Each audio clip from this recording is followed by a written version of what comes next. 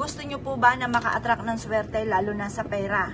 Meron ako ituturo sa inyo mga bossing ko na isa sa mga pamamaraan upang sa ganon, kayo po yung maka-attract ng swerte at kayo po ay mabilis yung ma-achieve ko ano man ang mga pinapangarap. Pero syempre, mga bossing ko, bukod sa inyo pong sipag at tiyaga at pananalig sa mahal na Panginoon, ay mainam po na sasabayan natin ng mga pampaswerte. Dahil may mga pagkakataon na masipag naman po tayo, pero parang sa ulat-wala ang ating kasipagan. Para maka-attract tayo ng swerte at matupad kagad ang mga pinapangarap, ay mainam na subukan nyo po ito. Ito pa mga bossing ko ang ating malinis na tubig. Pagkatapos, lalagyan po natin ito mga bossing ko ng dahon ng laurel. Ang dahon ng laurel naman ay for only wishes. Marami na akong patotoo po dito mga bossing ko sa dahon ng laurel. Ito po ay marami ng benepisyong na ibigay sa akin na sobrang saya ko mga bossing ko sa dahon ng laurel. Kaya kung kayo po ay naniniwala, subukan nyo rin po ito. Ito po mga bossing ko, magwi-wish ka muna. Sabihin nyo po sa pamamagitan ng aking sipag at tiyaga, pananalig sa mahal na Panginoon, at sa pamamagitan ng ganitong mga pampaswerte ay mabilis kong makakamtan ng aking mga pinapangarap. Pinapangako ko, bigyan lang ako ng isang pagkakataon ay lalo ko itong sisipagan. At yun nga po mga bossing, basta mag-wish ka na ng lahat ng gusto ninyo. Kapag gumawa ka ng pampaswerte, lalo nyong sisipagan. Kasi minsan may mga pagkakataon na masipag ka naman, kahit anong gawing kayod ay parang sa ulat-wala, diyan papasok ang mga pampaswerte. Matabay ng mga kamalasan or dumadaan ka sa mga pagsubok sa ngayon para ang pagsubok ay pagdadaanan nyo lang at hindi nyo ito tatambayan. Kaya kailangan meron kang ganito mga bossing. At pagkatapos ay ilagay nyo po ito mga bossing ko dito sa ating tubig. Ganyan lang mga bossing.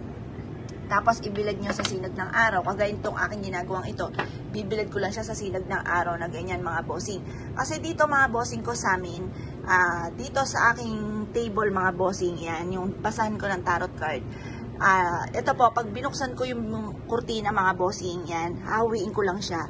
Yan po mga bossing ko ay papasok na kaagad yung liwanag ng sinag ng araw sa silangan mga bossing sa umaga. Kaya kasi itong bahay namin mga bossing, nakaayon talaga to sa punsoy. Pati yung hagdanan namin nakaayon po yan. Dapat magtatapos sa oro.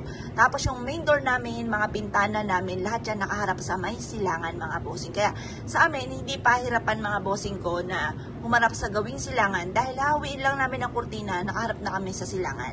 At saka tutok na tutok ang sinag ng araw, kagaya na nakikita nyo pong yan mga bossing.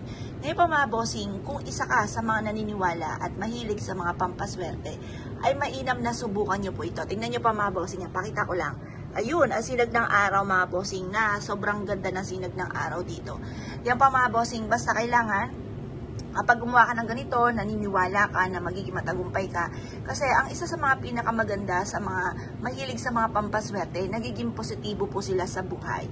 Kumbaga, gagawa sila dahil alam nila na sila suswerte, yung ganon. Yun ang maganda sa gumagawa ng mga pampaswerte. Kesa sa bahala na si Batman, wala kang pinaniniwalaan, na parang, basta parang sasabihin nyo sipag at tiyaga. Totoo po yun, sipag at tiyaga. Kaya lang po minsan mga bossing ko, masipag po tayo, matyaga po tayo. Hindi tayo nakakalimot magdasal pero minamalas pa rin. Diyan papasok ang mga pampaswerte. Para wala ka ng pagkukulang, lahat ay nagawa nyo po mga bossing. Tapos mag-wish ka na dito ng lahat ng gusto ninyo. Pag nabilad na siya sinag ng araw, ilagay nyo po ito mga bossing ko sa ilalim ng inyong higaan. Pwede rin ito sa may kusina. Pwede rin po ito sa may altar po ninyo. Pwede rin ito sa likod ng pintuan ng inyong pong main door.